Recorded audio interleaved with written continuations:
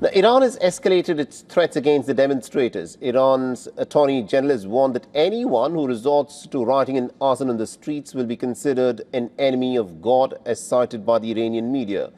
It's further added that prosecutors should prepare the trial and should deal decisively with any individual who is found to be betraying the nation and is creating insecurity and seeking foreign domination over Iran.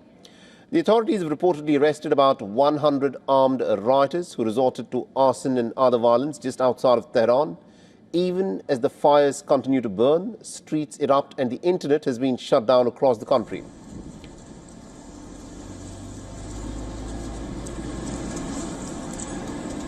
The semi-official Tasneem news agency has reported police casualties. Rights groups have counted dozens of dead, and the state, of course, is digging in.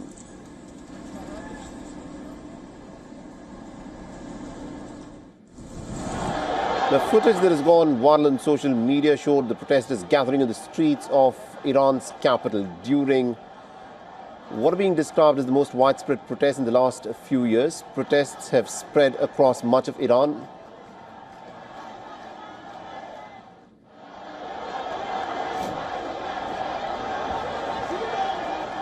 And trying to test the waters is the son of Iran's former toppled monarch Reza Pahlavi.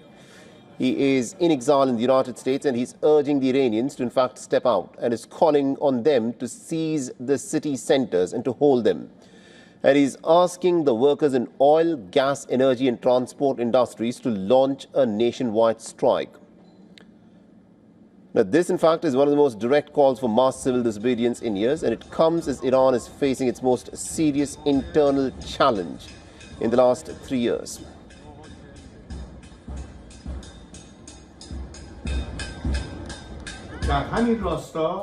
In this regard, I call on workers and employees in key sectors of the economy, especially transportation and oil, gas and energy, to begin a nationwide strike.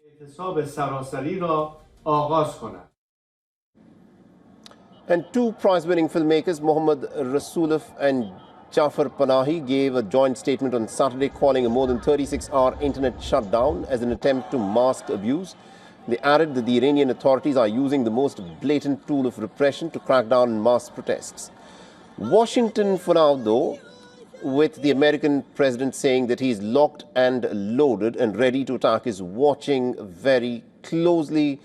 But what is interesting is this: Donald Trump has said that he is not inclined to meet with Reza Pahlavi, signaling caution as the crisis continues to unfold. Inside Iran, the response has been swift. The internet has been shut for about 36 hours now, and videos show buildings and buses ablaze. And security forces are trying to contain the protests in major cities, including in places like Tehran. The Supreme Leader Ayatollah Ali Khamenei has vowed not to back down and is accusing the rioters and people who are resorting to arson and other violence in the streets as serving foreign powers, including the United States of America. The protests sparked by the crushing economic crisis have now morphed into a direct challenge to the clerical state. As the rial has collapsed, inflation has soared, and an already weakened Iran that is reeling from last year's war with the State of Israel that was backed with the United States. The United Nations has said that it is deeply disturbed by the loss of life. Tehran, meanwhile, has blamed Washington and Tel Aviv and has warned that there is a foreign plot that is seeking to push Iran into chaos.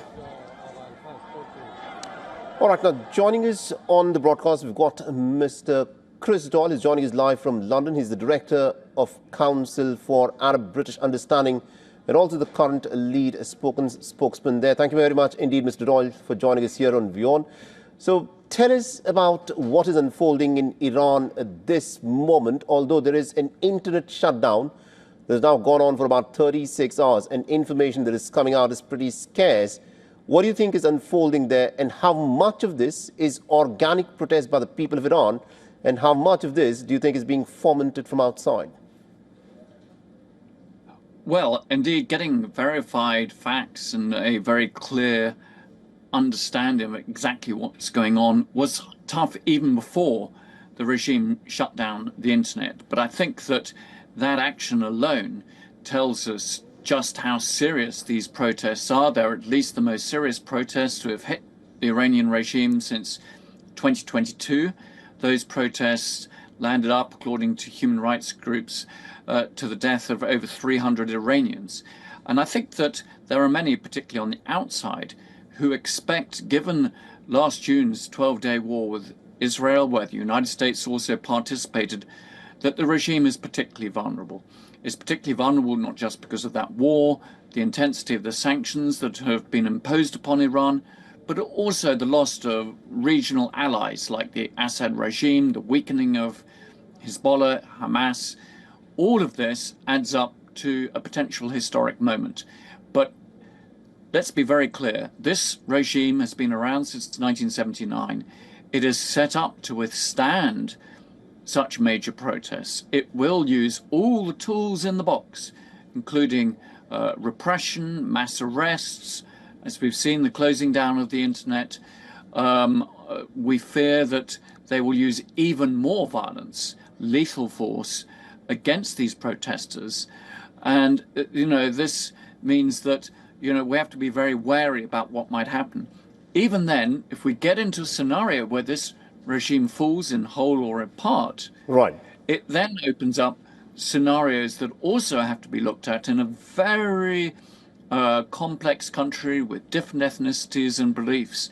So, we have to watch this very closely and remember with a little degree of humility that the outside world has often got Iran wrong. Indeed. And also, what do you make of the statements that Donald Trump has been making? He started off by saying that the United States is locked and loaded and is ready to unleash if the Iranian government decides to stamp down these protests with violence. And he also recently went on to state that he thinks that Ayatollah Khamenei could flee out of Iran and could go to Russia. Considering what the United States has done in Venezuela with Nicolas Maduro, do you think the United States under Donald Trump has the appetite to jump into another regime change sort of an operation? Because this is clearly what Donald Trump is talking about. Well, this is definitely what he is talking about, but there's one thing here regarding the talk, and then would he actually do it? I mean, we're never really quite sure with Donald Trump. I don't think anybody really predicted that he was going to order the capture of Maduro in Venezuela. But historically, certainly, the position of Trump had been not to intervene in such countries, not to get involved in wars to bring about regime change. So which Donald Trump is speaking here? What will be his view? Now, the statements of the American president, though, also have to be measured against how the regime will use such statements. That already we've seen even the supreme leader has been saying that these protesters are there to please Donald Trump. So he has to be careful to ensure that external powers are not seen and depicted as the ones who are driving these protests, because there are very legitimate Iranian reasons amongst so many of these protesters as to why they are angry with their situation. Indeed. Mr. Chris Doyle, thank you very much indeed for joining us from London and getting us that perspective there. For all the latest news, download the WION app and subscribe to our YouTube channel.